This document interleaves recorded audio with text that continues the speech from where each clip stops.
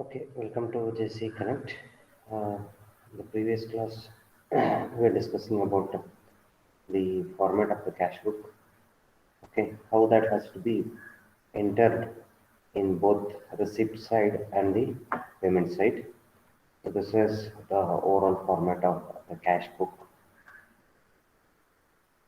The very important thing is that every government officer is personally responsible for the public money with which he deals and for recording the transaction of the receipts and payments promptly. The private cash or accounts are in no case to be mixed up with the public cash or the accounts.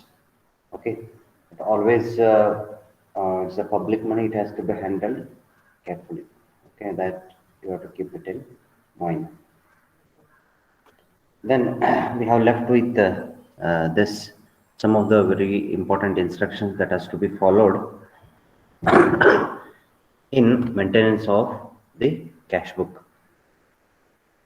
So what are those instructions? First one, so entries should be made continuously, important, and no line should be left blank. Most of the time what will happen is that this is line, this is line, this is line. What will happen is that so continuously with a date we have to enter it. You're not supposed to leave any of the blank pages here. See, it will leads to an confusion, or it may leads to something like that. Okay, you can enter later also. So that should not happen. It should be continuous. Okay, and as far as possible, no overwriting should be done. Okay. If any line is left blank due to the fact that the other side of the folio has been completely written up, a diagonal line should be drawn to cancel the blank space. For example, if you left the blank space, so you have to write that line like this. Okay. Then interpolation of the entries or overwriting must be avoided. But if unavoidable, these must be initiated and date by dis disturbing the officer. So erasure of the entries is strictly prohibited. Suppose if you do any corrections, so always, for example, here if you do any corrections, so you have to put the signature. Okay, sign of the overwriting person, and it has to be approved. Okay, that should be done. So the transactions should be entered as soon as they occur in order of occurrence. Okay. Just like it has to go today, tomorrow, the day after tomorrow, like that it has to go. Okay, today if you enter it, so next day with that date and time we have to enter it. If the cash transactions of private checks received is too many, these may first to be entered as a register of the check received and adjusted, and only the total of the daily receipts and remittance entered in the cash book. Okay. For example, if the cash transactions of the private checks, okay, if it received too many, for example, if it is 10 or 15, so first this has to be entered, received. Okay. Checks are received. Okay, ledger will be there, there it has to be entered. When you are sending the collections, okay, that is different. But if you are receiving too many checks, so better first enter into the ledger. Okay, receive the check and write the check number and the date. Okay, then you can send it for the collections. Okay, so every entry must be concise. The date, number of vouchers, and the name of the work together with a brief description to clearly indicate the nature of transaction must be entered again against the each of the item. Okay, 3 items, date, number, and for what it is checks have been issued. Okay, that has to be entered. So no receipts other than cash should be entered in the book. Okay, when a check is drawn to uh, replenish the chest, its number and amount to be entered. Very important. Okay, when it is drawn, okay, its number and amount to be entered. Okay, when or sometimes what will happen is that if anything, if you made any mistakes or anything, if it is there, okay, always it has to be highlighted with the red mark, okay. And if you want to cancel it, you can cancel it, okay. So when the amount of unspent impressed is received back,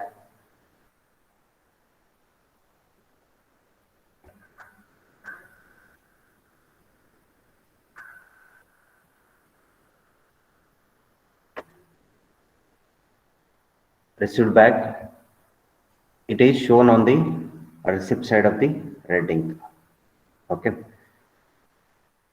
For example, what will happen is that suppose you will enter it. For example, if you issue a check of 1 lakh, okay. Suppose if it is 50,000, if it is going to spend, okay, the remaining 50,000 has to be uh, credit back. The credit, whatever it will be, that column there, it has to be entered with a red ink, okay. Um, some of the salary related things for the regular establishments is recorded in separate cash book known as subsidiary cash book. Okay. Bills paid and entered in the cash books are known as the vouchers, that we already know. Vouchers are all allotted with the serial numbers. Okay. And always this vouchers are in continuous series. Okay, this here it is missed. Whatever the vouchers, it will be there. It will be continuous series for each of the month. Okay. It is advisable to check that the cash balance is counted every time. Okay.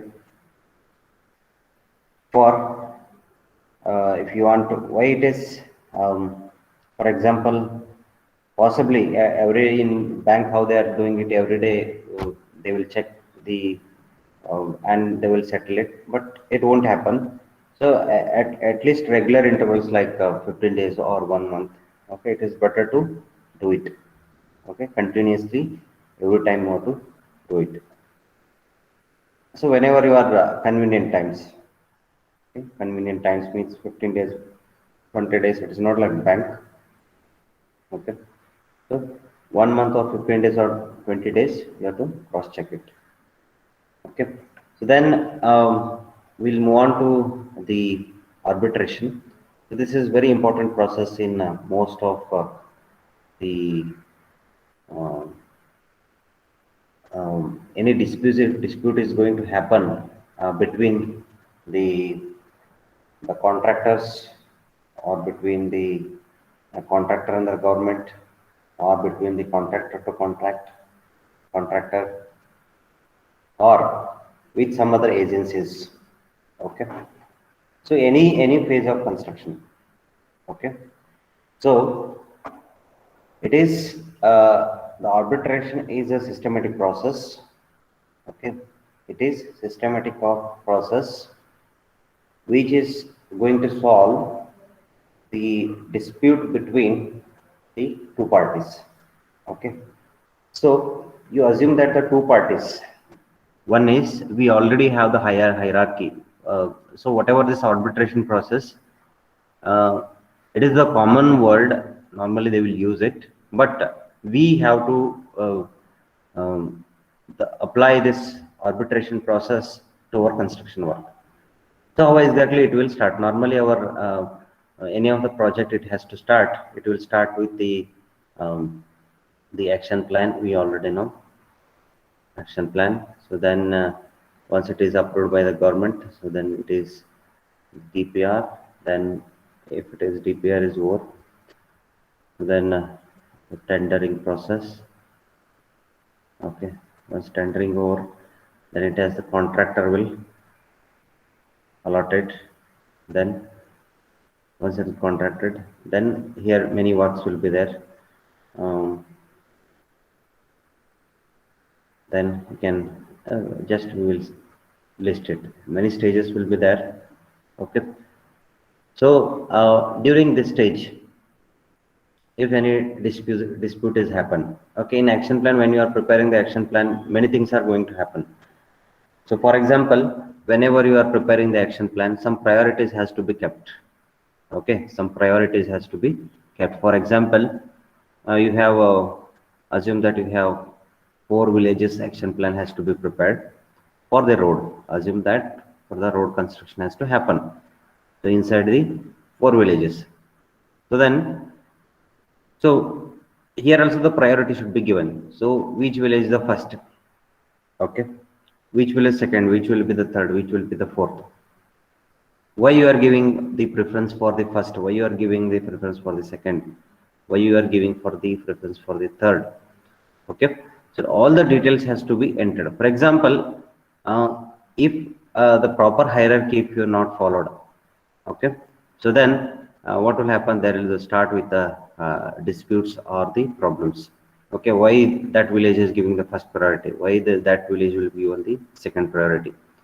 Okay, if it is solved within the mm, village domain or within the understanding between the 2 villages or in between the government officers, so then no problem. Suppose if it is not solved, suppose if it is not solved, then the third person it should be allotted. See, as for the norms, government what it will do is that it will put an one committee saying that the arbitrator.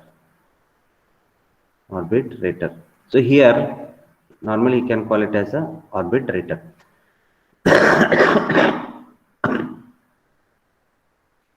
This arbitrator what will do that, so in between whom the dispute is happened, okay, whether it is the dispute is happened between the village to village or whether the dispute is happened between uh, the village to the government. Okay, so if this is one, this is the first party, assume that this is the first party and this is the second party, then how this has to be solved. Okay, so in between one arbitrator will come and he will um, discuss, okay, whether the decisions taken by the government is correct or the village peoples who are telling which is correct. Okay, and who, the in between the arbitrator whoever he is, and there will not be any compromise for the fact finding. Okay, he has to find the fact, okay, whether the village peoples are telling correct or whether the government peoples are telling correct. Okay, so this is the job of the arbitrator, and finally he has to say that, okay, okay, the decision taken by the government is correct, and sometimes the first priority will be given to the first village. Okay, like that some of the things it will happens in any of the stages. See, even during the action plan preparation, during DPR preparation, even if anything problem happened during the tendering process, and most of the time it will happens here. Okay, if any clause or any of the things, if you are over reading, or if you are bypassing any of the rules during the tendering process, so if any dispute is happened between the contractor and the government, so you can approach, okay, to an arbitrator, or the government will appoint an arbitrator to resolve the disputes. Okay, they can go to the court. Why the arbitrator or arbitration process is required? So if you go to court, normally it will take more time. Okay, so within the small less time, the arbitrator has to solve it. And the job of the arbitrator is that if anybody observed the decisions took by the arbitrator, it should be acceptable. Okay, and he has to give the valid reasons, and he has to uh, record the facts for the both the parties. Which one is the fact, whether the first party is correct or whether the second party is correct. Okay, that has to be done. Okay, So these are some of the things we are going to cover in this arbitration process. So some of the topics that is related to the arbitration is the introduction, orbital and non-orbital disputes, duties of arbitrator, benefits and drawbacks, kind of arbitration in India. So arbitration is a process in which a dispute is submitted to an impartial outsider who makes a decision which is usually binding on both the parties.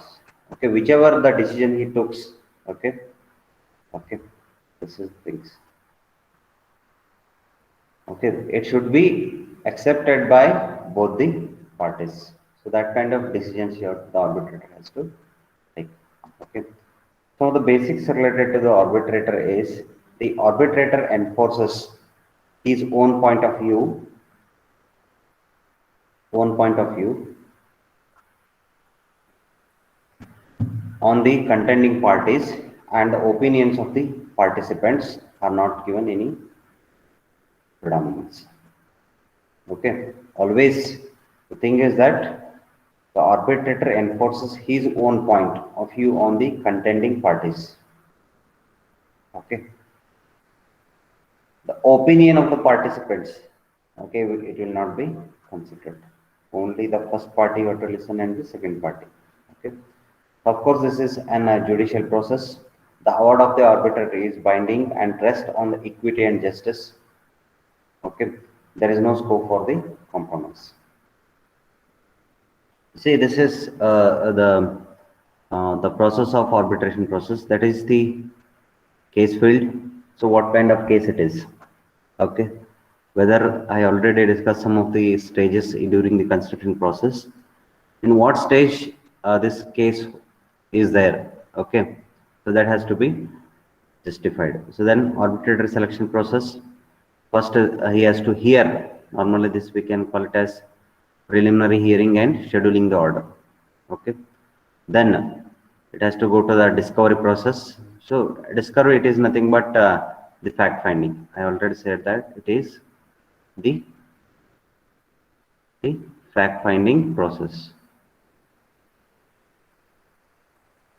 Okay, then hearing and mediation. So again, once it is done, you can go for hearing, then arbitration hearing, the post arbitration briefs.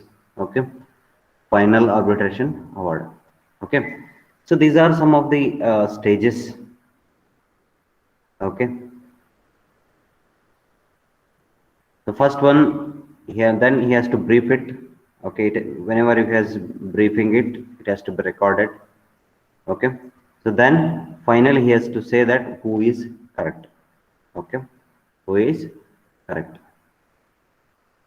So some of the arbitral disputes related to the um, this arbitration process is sometimes the property related issues. Second one, that is insurance related issues. Then contracts, okay, all type of contracts, including the employment contracts. Okay, then business or partnership disputes. If two parties will be there, if they are making one or two businesses. Okay, if any problem has happened between the first party and the second party, how the disputes will be solved. Okay, then the construction that I already discussed. Okay, during the construction phases, okay, or the during construction stages. Okay, so what kind of disputes you are going to solve, that has to be discussed. Then some of the commercial recoveries, some of the commercial activities. So then non-orbital disputes. Okay. See, if anything is related to this, okay, the arbitration process is good. Okay, you can appoint the arbitrator. But some of the disputes, like the matters of criminal nature. Okay, so it won't be under the of arbitration process. So disputes relating to the matrimonial relations, marriage related issues. Okay, any related to the will. Okay, when the person is dying, if he is writing, if he is writing any of the will, if that kind of disputes is there, that will not come under the arbitration process. So relating to a trust for public purpose of charitable or religious nature. Okay, if anything is related to the religious nature or the charitable, okay, so that will not come under the arbitration process. So insolvency matters, the matters relating to the guardianships of minor or lunatic, okay, any exceptions proceedings, okay, that will not come under the arbitration process. Then what are the duties of the arbitrator? So the duties of the arbitrator is to administer oath to the parties and witness appearings. Okay. First one has to take the both the parties. Okay. And for both, if any witness is there, okay, if any witness is there, for them also he has to give the oath. Okay. Then he has to act judicially and impartially, to put necessary interrogatories to any party to the dispute, to determine by and to whom the cost of the reference and the award shall be paid. Okay, for whom you have to provide the, whom you have to give the award or whom you have to take the reference. Okay, so that can be, he has to take it, he can take any references. Okay, for example, if first party is there, second party is there, okay, he can ask the references, okay, for the first party, and he can ask the references for the second party also. Okay, even that, based on that also he can take the decision. Okay, to award the interest, okay, to fix the amount and mode and time of the payment. Okay, so that he can made, that he can take, for example, if the, assume that government is not paying the amount in the right time to the contractor, assuming that if the government is not paying the money to a contractor, even during the agreement period, even if he has completed the whole work, then he can tell the government, you have to give the contractor with interest. Okay, and he can fix the amount and mode and time of the payment also. So that can be done. Okay.